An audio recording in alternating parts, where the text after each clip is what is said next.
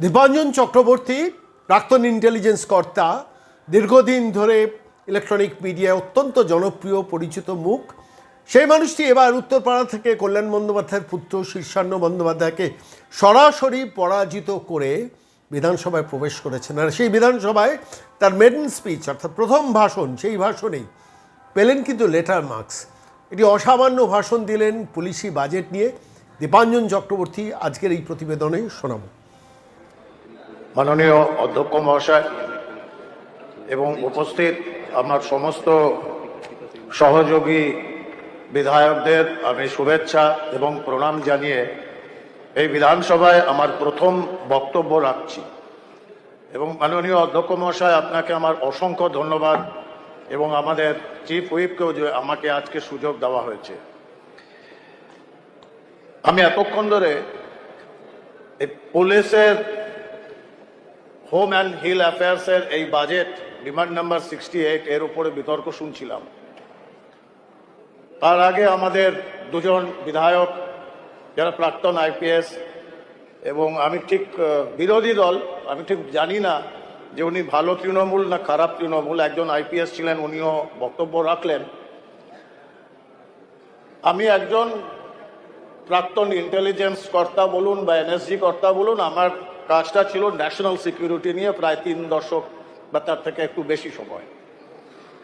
আমি একটা জিনিসে খুব কনসার্ন হলাম যে আমরা কিন্তু এই সদনে নিশ্চয়ই বলবো লোকাল সমস্যা, লোকাল প্রশাসন, থানা, পুলিশ, কিন্তু ন্যাশনাল সিকিউরিটি ব্যাপারটা কিন্তু আমরা খুব একটা আলোচনা করছি না, আমি অন্তত শুনিনি এখনো অবধি।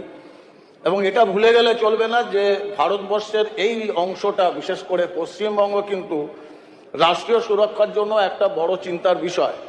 আমরা দেখতে পাচ্ছি প্রতিবেশী বাংলাদেশ, আমরা দেখতে পাচ্ছি চিকেন স্নেক, এবং কীরকমভাবে নেপালের মাধ্যমে চীন পশ্চিমবঙ্গের দিকে তথা ভারতের রাষ্ট্রীয় সুরক্ষার জন্য একটা বিপদ তৈরি করছে। তো আমার মনে হয় এইসব বিষয়গুলো যদি আমরা একটু আলোচনা করি তাহলে অনেক ভালো হয়। দেখুন, মডার্নাইজেশনের কথা হচ্ছে মাননীয় অধ্যক্ষ মহাশয়। পুলিশের মডার্নাইজেশন একটা বিরাট অংশ, কারণ যেহেতু কেন্দ্রীয় সরকারের বিভিন্ন জায়গায় কাজ করার সুবাদে আমি বেশ কয়েকটি রাজ্যের মডার্নাইজেশনের সঙ্গে আমি সরাসরি জড়িত ছিলাম। মডার্নাইজেশন কিন্তু শুধুমাত্র টেকনোলজি বা ইনফ্রাস্ট্রাকচার দিয়ে নয়, কারণ এটা তো ঘটনা যে বাংলায় গত 40, 50, 60 বছর ধরে পুলিশ তার সম্মানটা পাননি। কারণ আপনারা শুনেছেন আগে একটা হাসি মজার কথা বলা হতো পুলিশকে নিয়ে, যে পুলিশ তুমি যতই মারো তোমার মাইনে 200 মারো। পুলিশের সম্পর্কে তথাকথিত বামপন্থী বিপ্লবীদের কি আইডিয়া ছিল সেটাও আমরা দেখেছি। আর গত 15 বছরে তৃণমূলের সময় আমরা তো দেখলাম যে পুলিশ কমিশনার খালি পায়ে কালীঘাটের মহাদেবীর বাড়িতে খিচুড়ি বিতরণ করছে। আমি এই প্রসঙ্গে আপনাকে খুব একটা ছোট্ট উদাহরণ দেই যে পুলিশ শুধু টেকনোলজি বা ওয়েপন বা ইনফ্রাস্ট্রাকচার নিয়ে চলে না। উত্তরপ্রদেশকে একসময় ভারতবর্ষের সবথেকে অপরাধ প্রবণ রাজ্য বলা হতো। তার কারণ আপনারা কেউই গুগল সার্চ করলে পেয়ে যাবেন, কুখ্যাত অপরাধী আতিক আহমেদ খানের গ্রেট ডেন কুকুরের সঙ্গে তৎকালীন মুখ্যমন্ত্রী মুলায়ম সিং যাদব একটি পাবলিক ফোরামে স্টেজের ওপর মুলায়ম সিং যাদব কুকুরের সঙ্গে হাত মেলাচ্ছে। কার? আতিক আহমেদ খান, সমাজবাদী পার্টির সাংসদ, যার বিরুদ্ধে 117টা হত্যার কেস ছিল। তার পরিণামেই ওই আতিক আহমেদ খান একজন পুলিশের সাব ইন্সপেক্টরকে মেরে, আমি দুঃখের সঙ্গে বলতে বাধ্য হচ্ছি, তার চামড়া ছাড়িয়ে আনস্ক্রিন করে তাকে ল্যাম্পপোস্টে ঝুলিয়ে দিয়ে ফোন করেছিল এসপিকে যে কাপ্তান তু লে যা। এই ছিল বাংলার অবস্থা। ওই বীরভূমের বাঘ বা মাথায় আবার অক্সিজেন কম যায়, সে পুলিশকে এবং তার ফ্যামিলি তুলে কি কি গালিগালাজ করেছেন সবাই জানেন। অন ক্যামেরা বলেছে পুলিশকে বোম মারতে, আর তার বিরুদ্ধে ব্যবস্থা হয়নি। সে বীরভূমের সব থেকে বড় সমাজসেবক। শেখ শাহজাহানও তাই, পুলিশ কমিশনার খিচুড়ি বিতরণ করছে।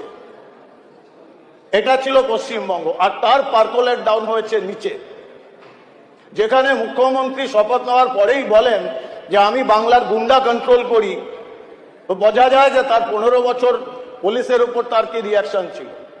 আর উত্তরপ্রদেশে কিন্তু আমাদের যোগী আদিত্যনাথজি বলেছিলেন বিধানসভায় দাঁড়িয়ে, মিট্টি মে মিলা দুঙ্গা, আর আতিক আহমেদকে মাটিতেই মিশিয়ে দিয়েছে ওই উত্তরপ্রদেশ পুলিশ।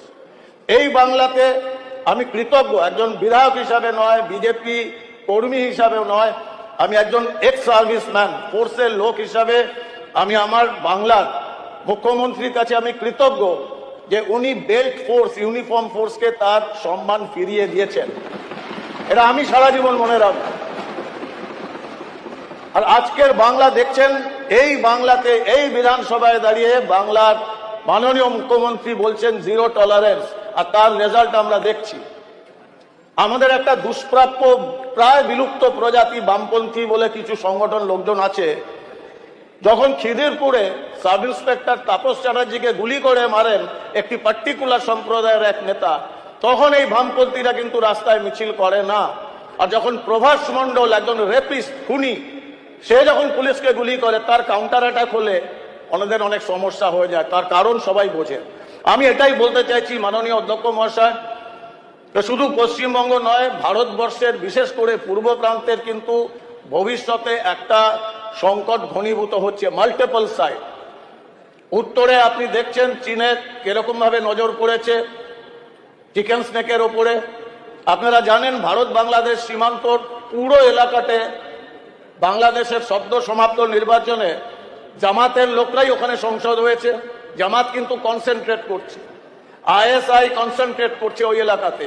এবং সীমান্তের এপারে যে পাকিস্তানের বা আমেরিকার ডিপ স্টেটরা রয়েছে, কিছু রয়েছেন যাদের একসময় বুদ্ধিজীবী বা সুশীল সমাজ বলা যেত, তারা এখন এদিক ওদিক লাফালাফি করছেন। কিন্তু যেরকম ভাবে রাজনীতিকরণ হয়েছে জিহাদের, এবং যেরকম ভাবে এই বাংলায় গ্রন্থাগার মন্ত্রী সংবিধানের শপথ নেওয়া বলেছিলেন ওয়াকবিল আন্দোলনের সময় যে কলকাতায় 50 জায়গায় 2000 করে ছেলে বসিয়ে ঘিরে দেব, আমি কিন্তু বলি উনি আন্ডারস্টেটমেন্ট করেছেন। 1 লাখের বেশি ওনার ক্ষমতা রয়েছে।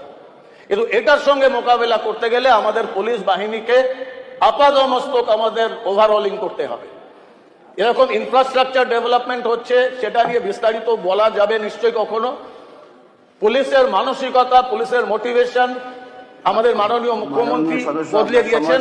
আমরা আশা করব রাষ্ট্রীয় সুরক্ষার দিকে নজর রেখে সারা ভারতবর্ষের সঙ্গে কোঅর্ডিনেশন করে পুলিশের মডার্নাইজেশনের দিকে আমরা এগোবো।